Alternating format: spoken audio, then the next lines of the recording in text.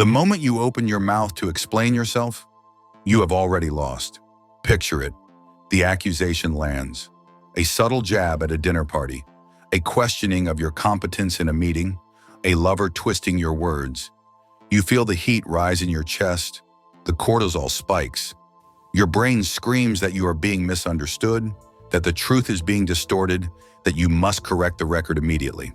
So you speak, you clarify, you justify, you offer context, and in that exact second, you have handed them your throat. Because the world does not judge you by the truth of your words. It judges you by the desperation of your delivery. The one who explains is the one who submits. The one who defends is the one who accepts the other person's authority to judge them. Niccolo Machiavelli, the master of power dynamics, understood a brutal truth that modern society has tried to breed out of you. He knew that power is not about being right. It is about who holds the frame. And the moment you defend yourself, you step into their frame. You become the defendant in their courtroom. But what if you didn't? What if when the attack comes, you did the one thing that terrifies a manipulator more than anything else? Most people go through life as emotional puppets. They are pulled by the strings of other people's opinions. Someone frowns, they apologize. Someone accuses, they explain. They live in a constant state of reactive defense, trying to prove they are good, smart, or worthy. It is a miserable way to exist. It is a slow suffocation of the soul. But there is a different way, a way of moving through the world that is so detached, so sovereign, and so psychologically impenetrable that insults do not just bounce off you. They dissolve before they even touch you. This is not about being cold. It is not about being arrogant. It is about a fundamental shift in where you derive your reality. Today, we are going to dissect the psychology of the non-defense. We are going to look at why your biology betrays you in these moments and how to override it with a strategy that Machiavelli would have whispered to a prince. I am going to show you how to flip the power dynamic instantly, how to make the attacker doubt their own sanity, how to use silence not as an absence of noise but as a weapon of mass destruction against someone's ego. But be warned, this requires you to kill a part of yourself that you have been feeding since you were a child. The part of you that begs to be understood, the part of you that needs permission. If you can kill that need, you become dangerous. You become untouchable. Let's begin. So why do you do it? Why, when someone challenges you, is your first instinct to provide evidence of your innocence? It starts in childhood.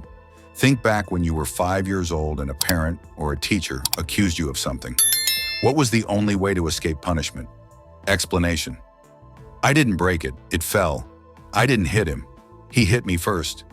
You learned that authority figures hold the power of judgment, and you learned that your survival depended on convincing that authority figure that you were good.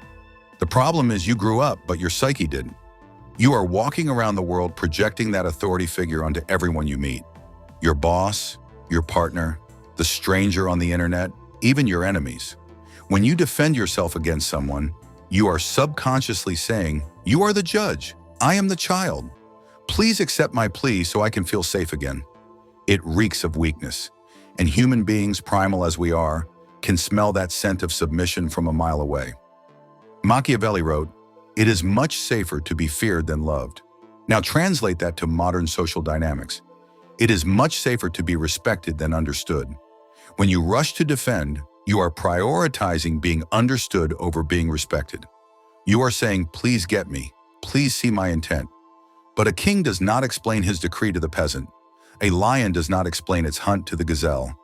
The moment you start rambling, giving reasons, showing texts, bringing up past events to prove your point, you have signaled that your internal stability depends on their agreement. You have given them the key to your house. And once they have that key, they can trash the place whenever they want. This is the trap of the validating self.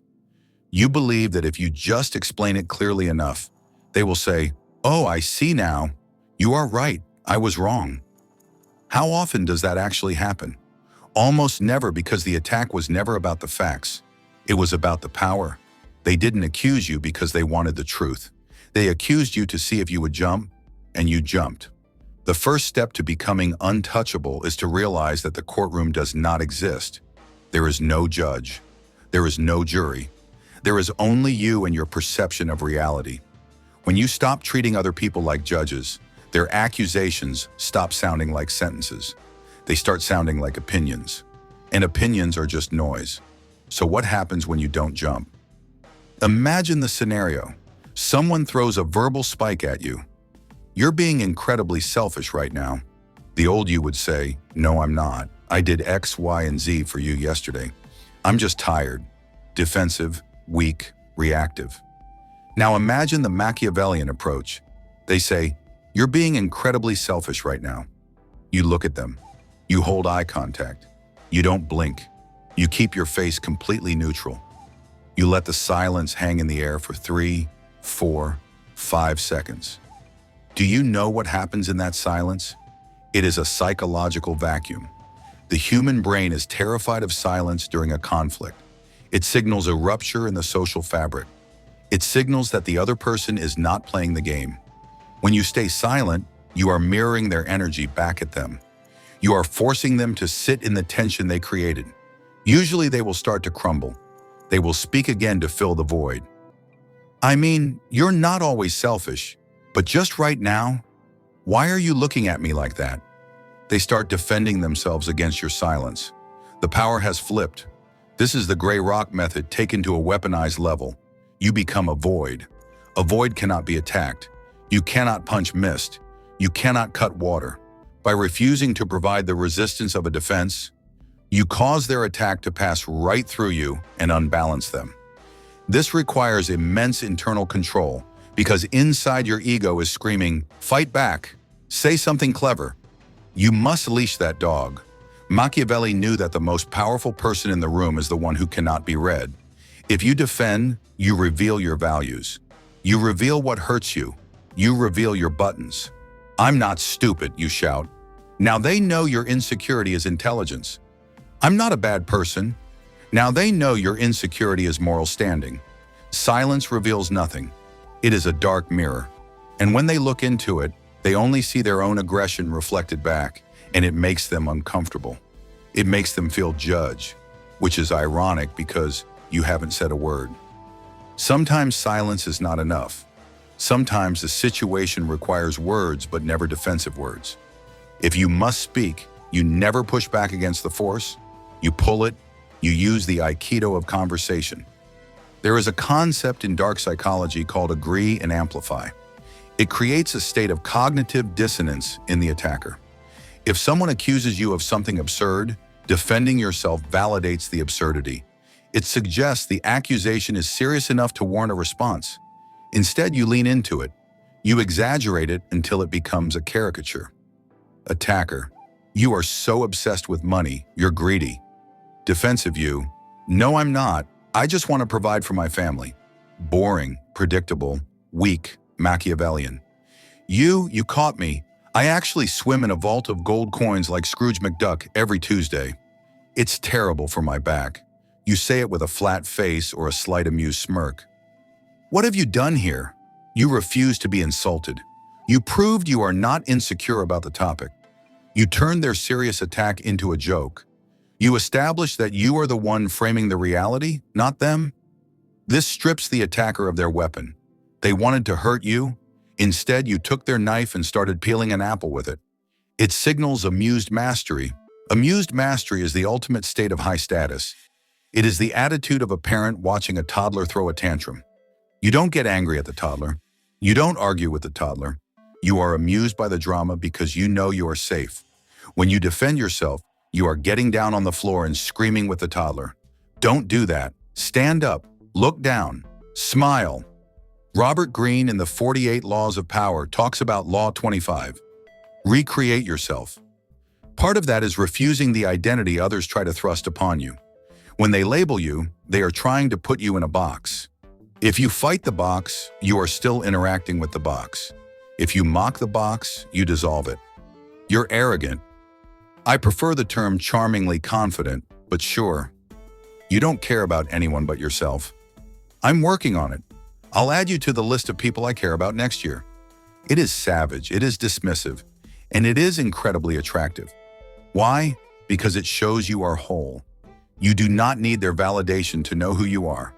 A person who knows they are generous laughs when called stingy. A person who knows they are smart laughs when called stupid. If you are defending, it is because deep down you fear they might be right. And that is the shadow work you must do. Let's go deeper into the philosophy of the interaction.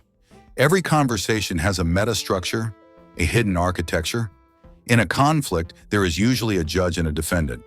The judge asks questions. Why did you do that? What were you thinking? Who do you think you are? The defendant answers. Whoever is asking the questions holds the power. Whoever is answering is losing status. The most lethal Machiavellian trick is to simply refuse the role of defendant and seize the role of judge. You do this by answering a question with a question or by analyzing their behavior instead of your own. Them, why are you always so late? Defensive you, there was traffic and my alarm didn't go off. Losing? Machiavellian. You, why does my arrival time affect your mood so deeply? Boom. Do you see the shift? Suddenly we are not talking about the clock. We are talking about their emotional stability. We are talking about their reaction. You have put the spotlight back on them. Them, you're being ridiculous. Machiavellian you. What makes you feel the need to use labels like that to get your point across? You are psychoanalyzing them in real time. This is infuriating to a manipulator. They want you on your back foot. Instead, you are walking around them, observing them like a specimen in a jar. It's interesting that you perceive it that way. Does saying that make you feel better? You seem very invested in this. These phrases are shields. They acknowledge the sound coming out of the other person's mouth, but they do not accept the content. It is a boundary, a verbal force field. You are saying this is your stuff, not mine. Keep it. This is not just a technique, it is a spiritual stance. It is the realization that other people's perceptions of you are none of your business. Their anger is their problem. Their disappointment is their responsibility to manage. When you defend, you are trying to carry their emotional baggage for them. You are trying to fix their feelings. Stop it. Let them carry their own weight. Now for the paradox, sometimes the most aggressive, power-flipping move you can make is to agree, but not the way you think. This is not the agreement of submission. It is the agreement of the abyss. Imagine someone is screaming at you. They are listing your flaws. They are trying to provoke a fight. You look them in the eye and say calmly, "You're right," and then you stop talking.